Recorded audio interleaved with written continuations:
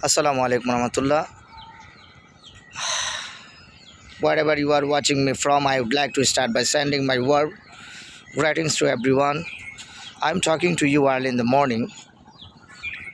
Today, I'm going to share some of my experience working with the system of faults in our society, ignorant society. Let's hear it out.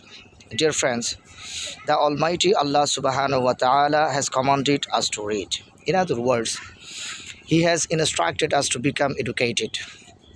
Why Allah subhanahu wa ta'ala said this? Do you know?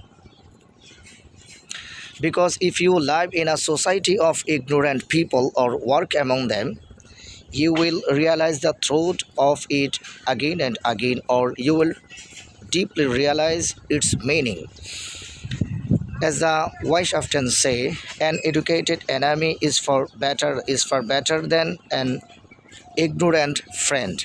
This saying has been proven absolutely true. Once again, I will talk to you with a new story next time. Thanks for having patience. Assalamu alaikum wa rahmatullah.